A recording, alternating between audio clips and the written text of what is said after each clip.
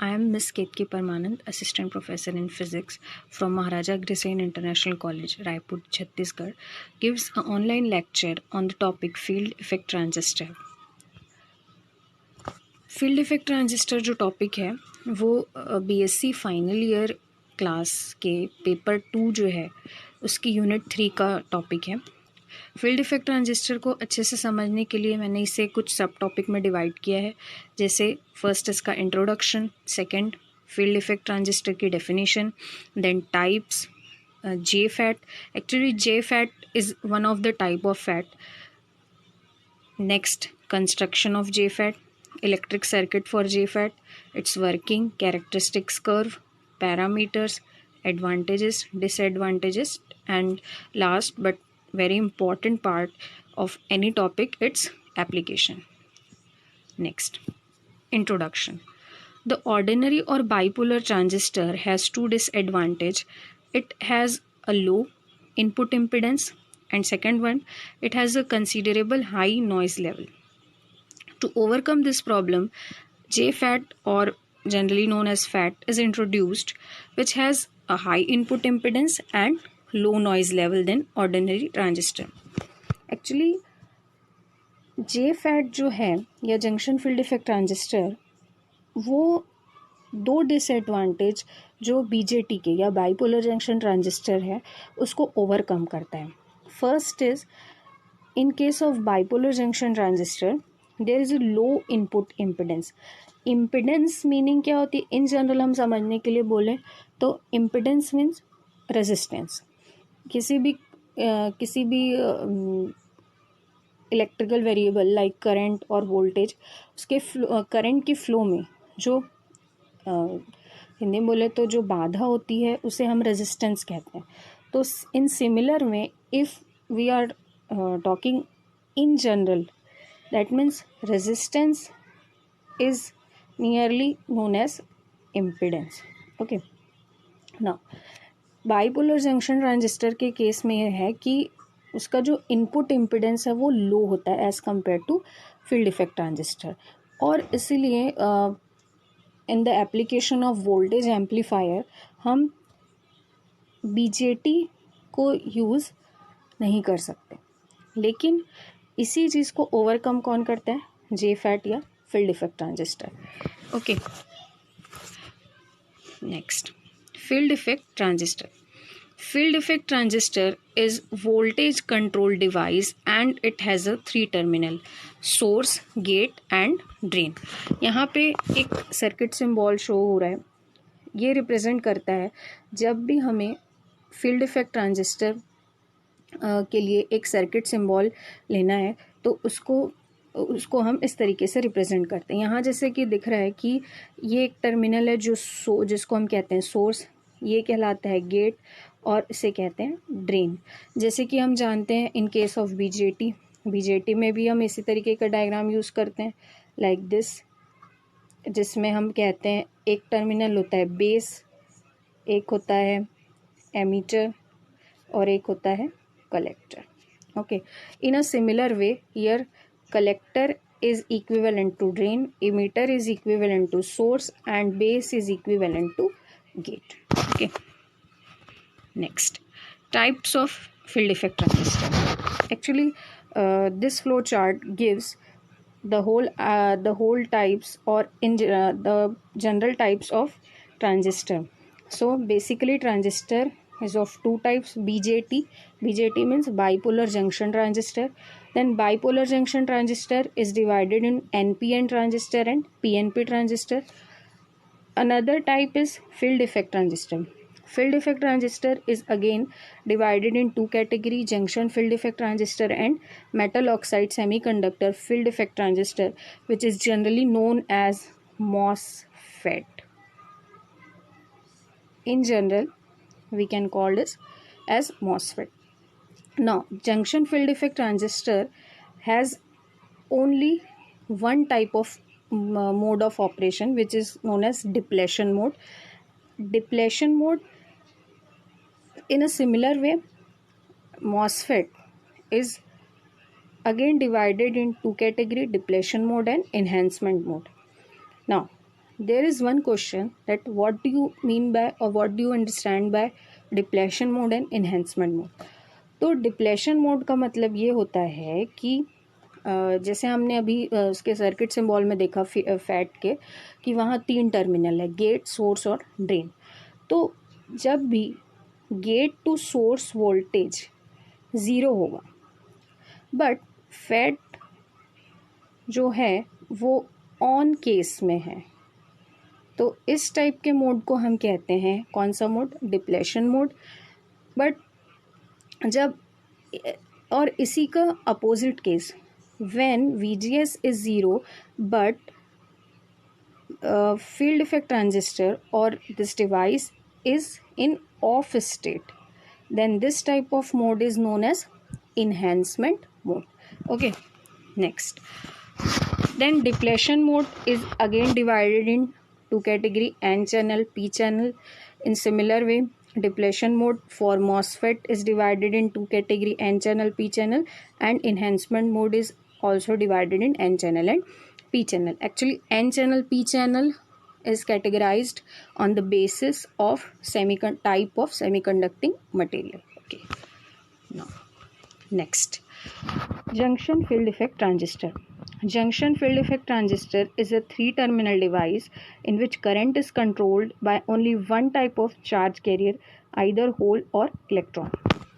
यहाँ पे charge carriers की बात आ रही है, आइदर होल और इलेक्ट्रॉन. तो हम जानते हैं कि इन case of bipolar junction transistor जो करंट या कंडक्शन पे जो कंट्रोल होता है वो दोनों टाइप के चार्ज कैरियर के कारण होता है. जैसे कि हम जानते हैं कि एन टाइप मटेरियल में जब हम एन टाइप सेमीकंडक्टिंग मटेरियल की बात करते हैं तो उसमें मेजॉरिटी चार्ज कैरियर्स कौन से होते हैं, इलेक्ट्रॉन होते हैं, और माइनॉरिटी चार्ज कैरियर्स कौन से होते हैं, होल होते हैं. बट इसका अपोजिट हम यूज़ करें तो पी टाइप सेमीकंडक्टिंग मटेरियल में मेजॉरिटी चार्ज कैरियर कौन से होते हैं, होल होते हैं, और माइनॉरिटी चार्ज कैरियर कौन से होते हैं, इलेक्ट्रॉन होते हैं. तो इन केस ऑफ बाईपोलर, इसीलिए बाईपोलर जंक्शन ट्रांजिस्टर, इसका मीनिंग ही ये है कि वहाँ पे जो कंडक्शन है वो दोनों टाइप के चार्ज कैरियर से कंट्रोल होगी. But in this case junction field effect transistor is also known as unipolar device. That means conduction is controlled only by either hole or electron. Next, यहाँ पे कुछ pictures show हुई है. यहाँ से जिससे समझ में आ रहा है कि ये वाली जो पिक्चर है वो रिप्रेजेंट कर रही है कि फैट या जंक्शन फील्ड इफेक्ट ट्रांजिस्टर का जो बेसिक कंस्ट्रक्शन है या इसके मतलब इसका जो इंटरनल स्ट्रक्चर है वो किस तरीके का होता है.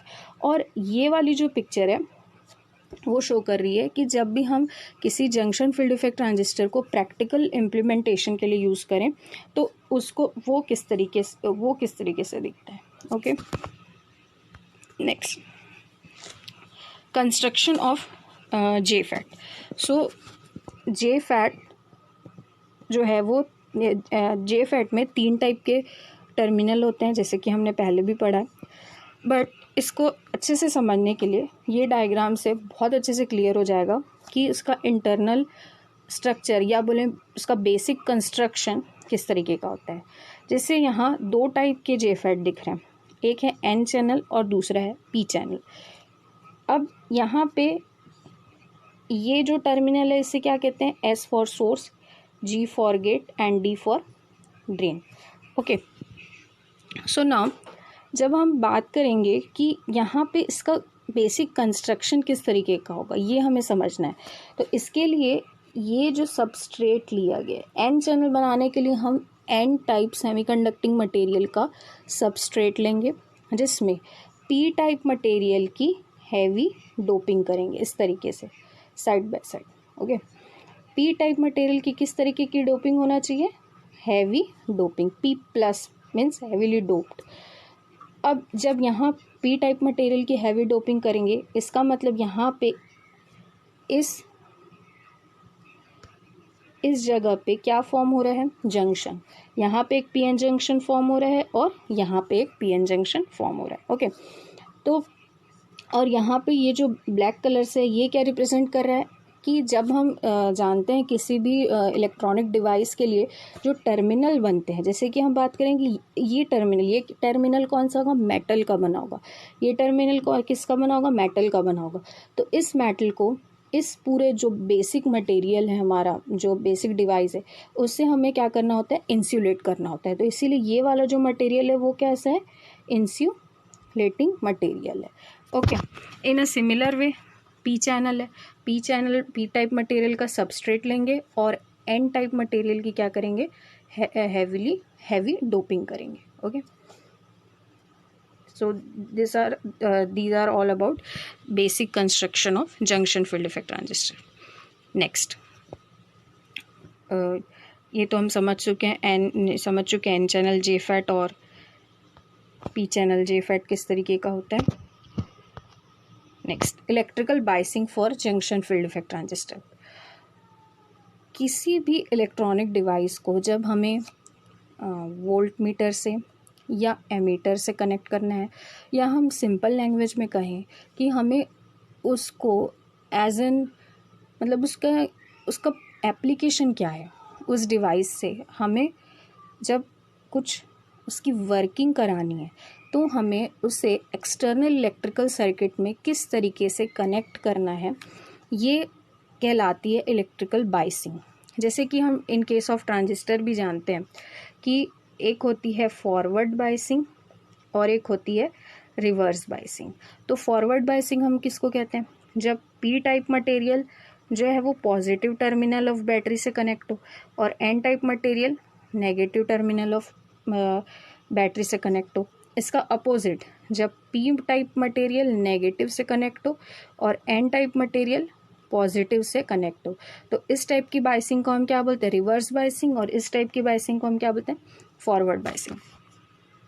तो अब हमें ये देखना है कि ये तो हो गई बीजेटी की बात कि वहाँ हम किस तरीके से बाइसिंग करते हैं, लेकिन इन केस ऑफ जेफेट यहाँ वो रूल फॉलो नहीं होते जैसे कि बीजेटी में होते हैं। यहाँ के रूल्स थोड़े अलग हैं। यहाँ पे हमें एक चीज़ ध्यान रखना है कि gate to source voltage is always in reverse biased. ये हम अच्छे से याद रखना है। पहला रूल क्या है कि गेट टू सोर्स वोल्टेज की बाइसिंग कैसे होगी, रिवर्स बाइसिंग होगी। ओके, रिवर्स बाइसिंग, अच्छा यहाँ समझते रिवर्स बाइसिंग कैसे हो रही है।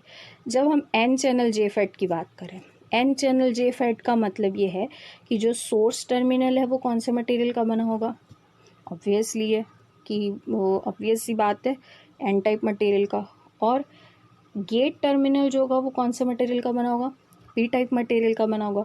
तो P terminal is connected with negative terminal of battery and N is connected with positive terminal of battery.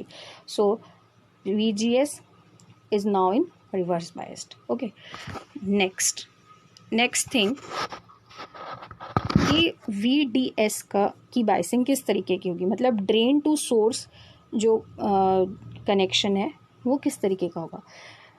इसके लिए एक रूल याद रखना है कि मैक्सिमम अमाउंट में जो मेजॉरिटी चार्ज कैरियर्स हैं वो सोर्स वाले पोर्शन से हों रिपल या उनका रिपल्शन हो टुवर्ड्स द ड्रेन, और अट्रैक्शन हो, मतलब रिपल्शन हो from the source and attraction हो टुवर्ड्स द ड्रेन।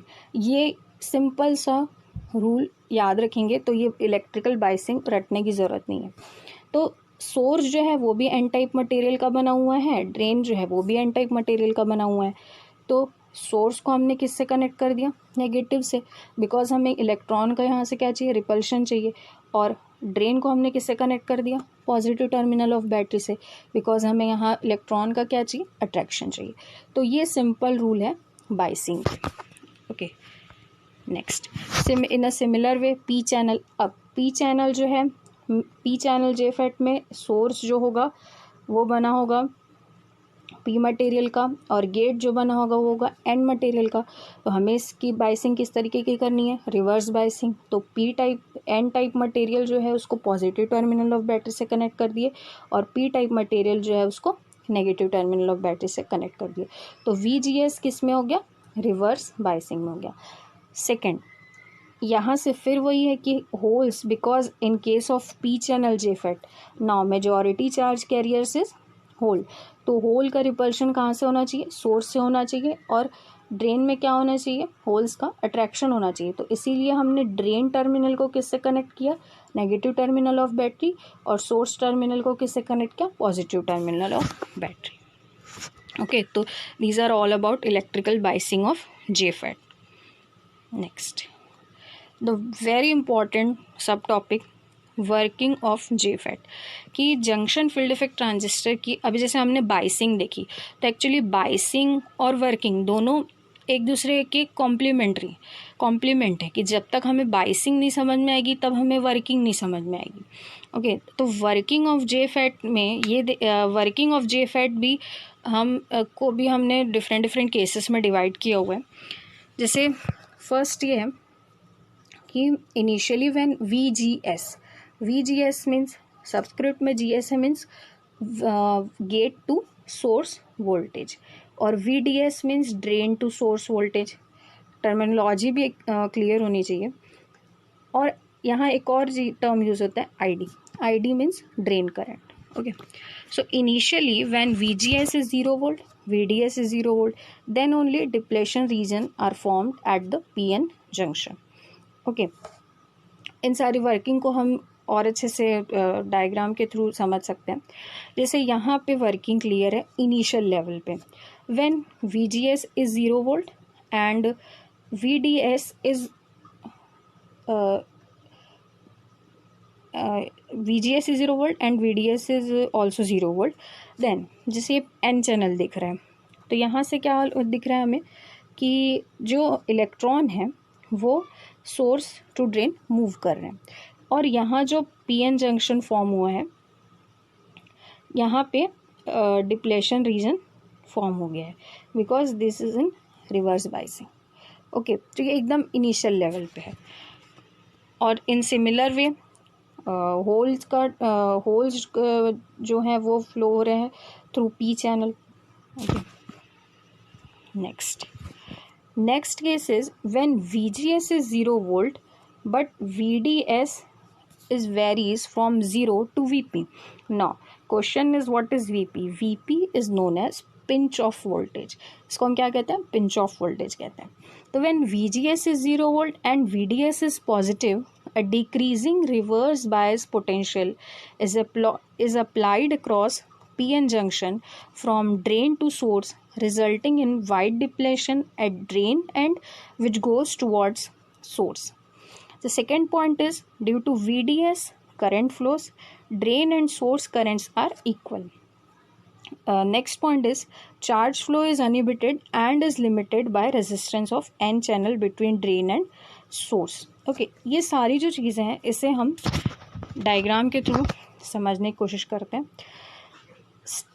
मैंने कहा कि सेकेंड केस में हम क्या कर रहे हैं, VGS 0 volt वो इससे शो हो रहा है। नेक्स्ट ये है कि VDS की वैल्यू हम वेरी कर रहे हैं 0 to VP।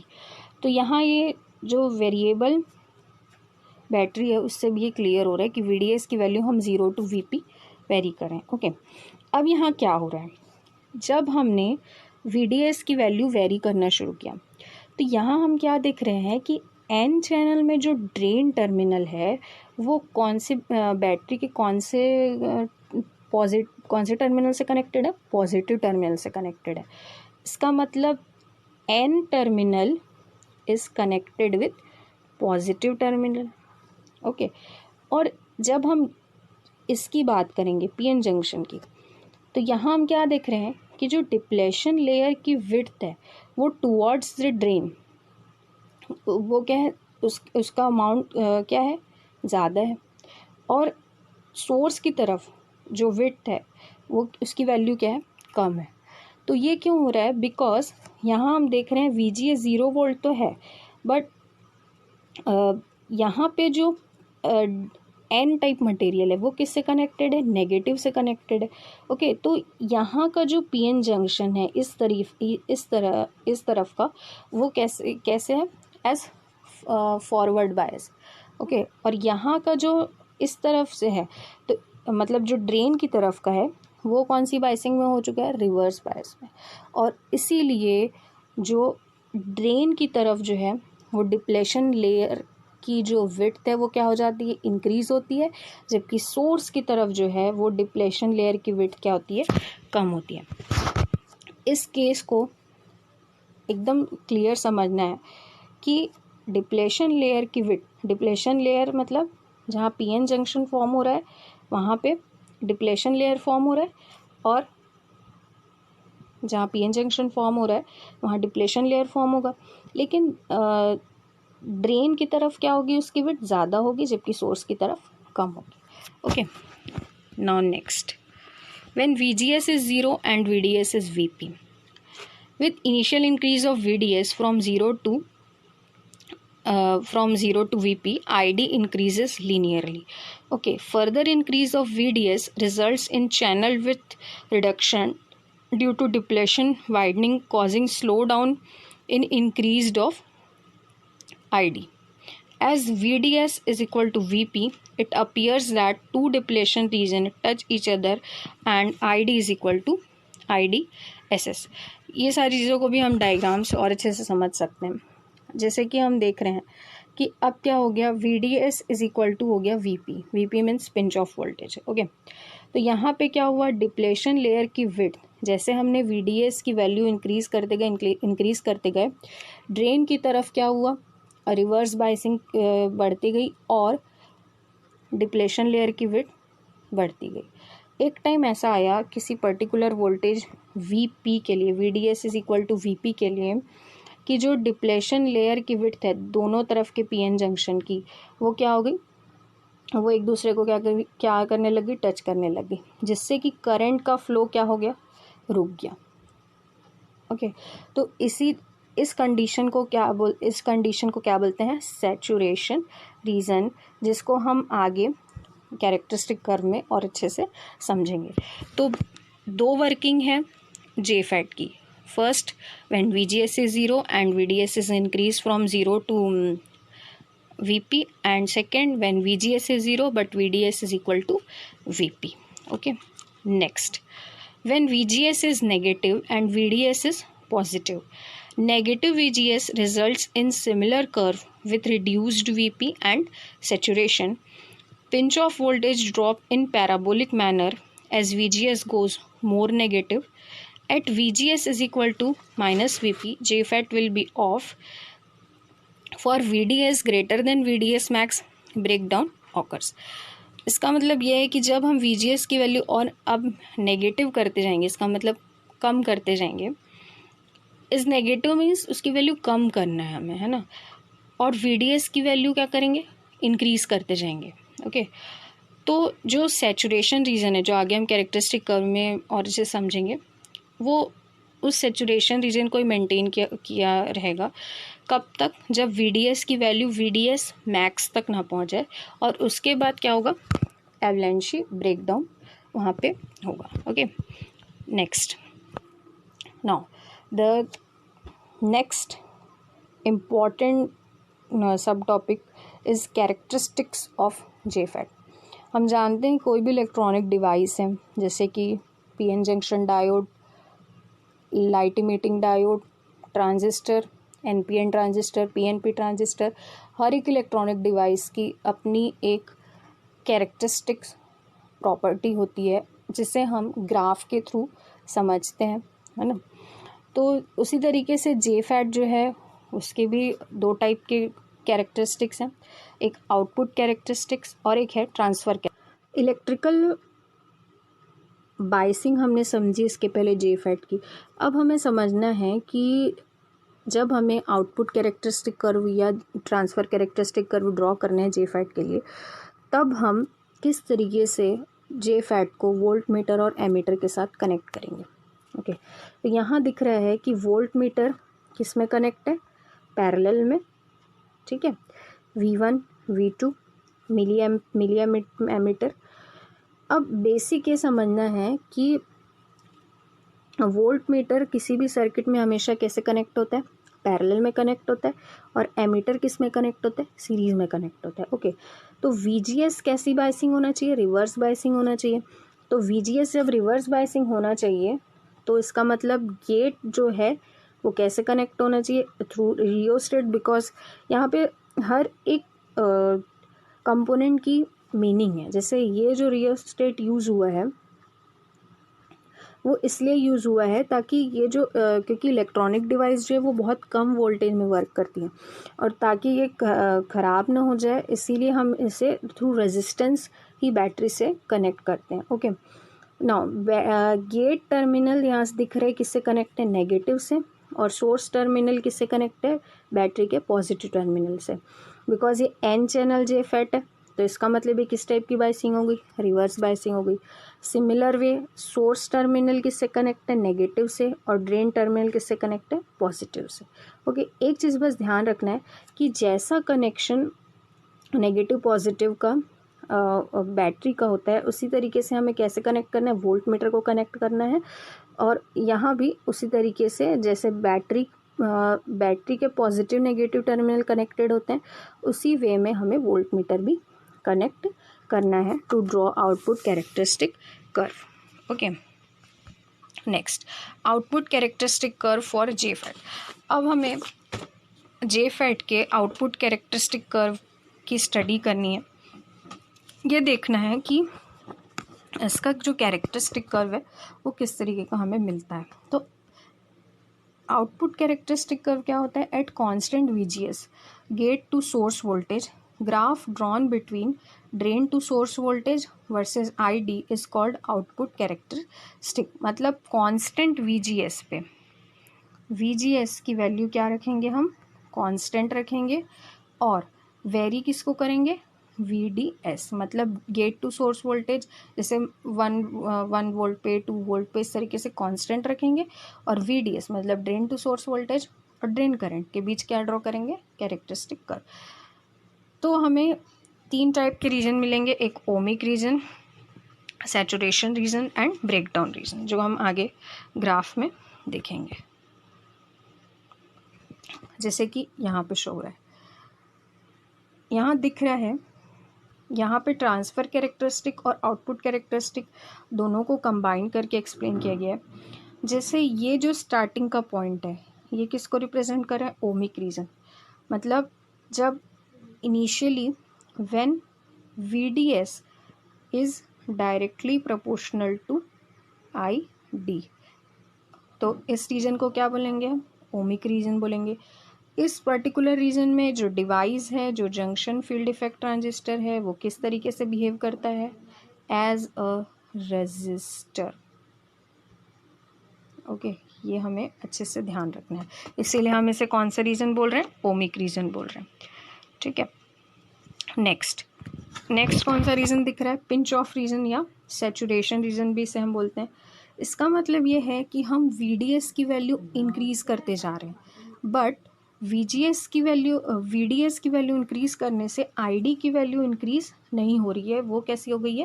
कांस्टेंट हो गई है। तो इस पर्टिकुलर रीजन को हम कौन सा रीजन बोलते हैं? पिंच ऑफ रीजन या सैचुरेशन रीजन। उसके बाद एक पर्टिकुलर वैल्यू जो होती है VDS की, उस पर आने के बाद क्या होता है? सडनली जो है वो ID की वैल्यू क्या हो जाती है? इंक्रीज होती है। और when at any particular value of voltage the value of current is suddenly increases, so this region is known as breakdown region or avalanche, and this breakdown is particularly known as avalanche breakdown. Okay, next ये सब हमने समझ लिया है कि कैसे ohmic region, pinch off region, avalanche region form होते हैं। यहाँ पे एक चीज़ ध्यान रखना है कि the device gets damage due to avalanche breakdown mechanism. यहाँ पे एक चीज़, यहाँ पे ये वाला जो ग्राफ है ये क्यों है? ये कौन सा कैरेक्टरिस्टिक्स है? ट्रांसफ़र कैरेक्टरिस्टिक्स है। ट्रांसफ़र कैरेक्टरिस्टिक्स मीन्स पहले हम आउटपुट कैरेक्टरिस्टिक ड्रॉ करेंगे जेफेट के लिए। उसके बाद जैसे कि अभी तो हमने ये सिर्फ एक ही ग्राफ बनाया है, बट ये डिफरेंट VGS के लिए इस तरीके के ग्राफ बनते हैं। तो जो डिफरेंट वैल्यू लिए हैं हम VGS की, उसको इस एक्सिस पे ड्रॉ करेंगे और इस एक्सिस पे क्या लेंगे हम? ड्रेन। जैसे कि हमने ड्रेन करंट ली हुई है इस एक्सिस पे हम क्या कौन सी करंट लेंगे, ड्रेन करंट लेंगे, और इस एक्सिस में कौन सी क्या लेंगे, VGS लेंगे, ठीक है। और जब ग्राफ प्लॉट करेंगे तो ये जो ग्राफ है ये कौन से क्वाड्रेंट में आता है, सेकेंड क्वाड्रेंट में आता है, और कैसा ग्राफ होता है, एक्सपोनेंशियली डिक्रीजिंग ग्राफ, ठीक है। So this is all about output characteristic and transfer characteristics of JFET. Next, JFET parameter. There are mainly three types of parameters. First is AC dynamic resistance. Its value lies between 10 kilo ohm and 1 mega ohm. यदि हम एकदम easy manner में समझें तो AC dynamic drain resistance क्या है, reciprocal of slope of output characteristics of JFET, ठीक है।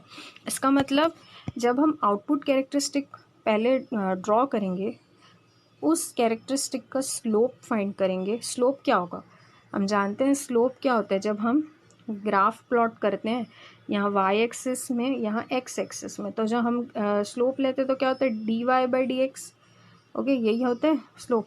तो वैसे ही हम यहाँ देख रहे हैं delta VDS upon delta ID। इसका मतलब v का कौन से एक्सिस में ले रहे हैं हम, x एक्सिस में ले रहे हैं, और I कौन से एक्सिस में ले रहे हैं, y एक्सिस में ले रहे हैं। तो जब हम इस पर्टिकुलर ग्राफ के लिए स्लोप निकालेंगे तो डेल्टा ID अपॉन क्या होगा, इसके लिए इस पर्टिकुलर ग्राफ के लिए जो स्लोप होगा वो क्या होगा, delta ID upon delta VD।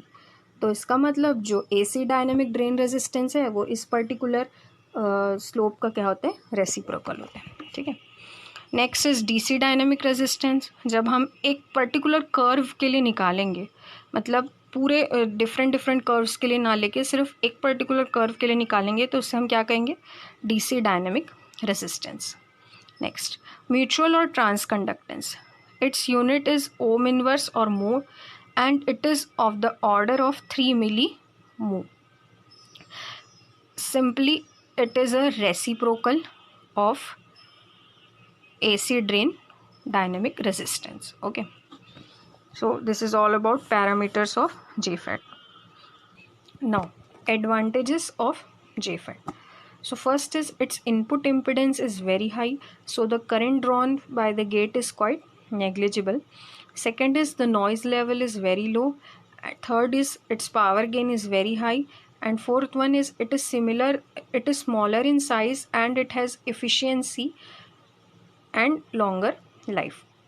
तो सबसे इम्पॉर्टेंट एडवांटेज इसका है कि it has a high input impedance.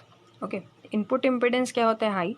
सो इसे हम as a buffer amplifier use कर सकते हैं। ओके, नेक्स्ट, इसका डिसएडवांटेजेस और एप्लीकेशन है। JFET have drawback of smaller gain bandwidth produced compare to BJT। इसकी जो बैंडविड्थ गेन बैंडविड्थ होती है वो BJT के कंपेयर में स्मॉल होती है। Next is application. तो इसके जो बेसिक एप्लीकेशन है उसमें एक है buffer amplifier, second one is phase shift oscillator, third one is in voltmeter. The high input impedance of JFET is useful in voltmeter to act as an input stage. Okay, so these are all about disadvantages and application. Thank you.